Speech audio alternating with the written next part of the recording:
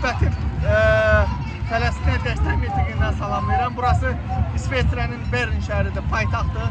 Gördüyünüz kimi bu gördüyünüz yer isə İsveçrə parlamentidir. Yəni İsveçrənin belə deyim də, prezident aparatı mı deyim, milli məclisi mi deyim, qanunların qəbul olunduğu yer. Minlərlə insan və bu insan axınının hələ də ardı kəsilmir, gəlir. Bütün bu insanlar İsveçrənin müxtəlif şəhərlərindən gəlmişlər. Eləcə də Fransadan və Almaniyadan da gəlib bu mitinqə dəstək verib qoşulanlar var. Azərbaycanda isə insanlar necə düşünür? Təsəvvür edin, Fələstində uşaqlar öldürülür. 20 mindən çox Qəzzada uşaq öldürülüb, günahsız uşaqlar öldürülüb. Amma Azərbaycanda bir çox insan deməzdir, dırnaqarası insanlıqdan kənarlar. Bunlar deyir ki, İsrail bizə dostdur, qardaşdır. Ay nə bilim nə deyir, müharibədə bizə dəstək olub. Baxın, görün Azərbaycan xalqı, nə qədər insan dolubdur, ateş və çalınıbdır. Fələstinə hər kəs dəstək mitinqə keçirir. Təbii ki, mən də bunun içindəyəm. Mənə maraqlı olan bilirsiniz nədir? Azərbaycanda niyə bir dənə də olsun Fələstinə dəstək yürüyüşü keçirilir?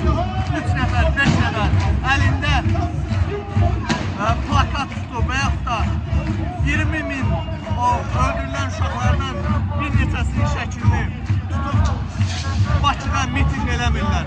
Bütün dünya bu dəqiqə Fələstin deyir, bütün dünya Qəzza deyir, bütün dünya bu soyqırımın dayanmasını deyir. Amma Azərbaycanda milyonlarla qoyun insanlıqdan kənar şərəfsiz deyir ki, İsrail bizə dəstək olub, İsrail müharibədə bizə dəstək olub, silah verib, sanki dədəsinin qətlindən pulsuz parası şey verib. İsrail yenə dəfələrlə təşkil bizə silahı satıbdır, verməyib, pulla. Yəni Azərbaycan pulun verib, silah alıbdır.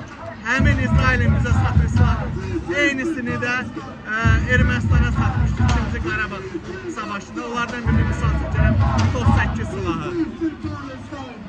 Mən buradan çağırış edirəm, Azərbaycanda insanlığı olan, insaniyyətliyi olan hər kəs 3 nəfər, 5 nəfər yığışın, əlinizdə plakatlarla bu soyqırımın dayandırılmasını tələb edin. Fələstinə dəstək olun. Müsəlmansınız ən azından. Özünüzdə müsəlman deyirsiniz. Müsəlmanlara baxın, hegemoniya. İnsanlar İsveçrənin prezidenti, burada 7 dənə prezident var. Bunlar deyirlər ki, utanın, heç bir tədbir görmürsünüz.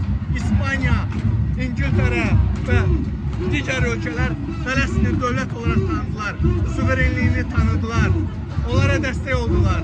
Amma bilirik ki, aydın məsələdir, İlham Əliyev İsrailin köləsidir, İlham Əliyevin bugün dalını qoruyan, onun ailəsinin dalını qoruyan Mossaddır, Siyonizmdir və Siyonizmin qucağında oturub İlham Əliyev. Bəs xalqa nə olub, xalqa nə gərək gəlib? İnsan nəhlinizi itirmişsinizmi? İndi güya ki, atəşkəs elan edilib Qəzzada, amma təbii ki, bu da müvəqqətidir. Orada Donald Trump özünə saxta reyting qazanmaq üçün bir oyundur. Təbii ki, yeni bir müharibə başlayacaq.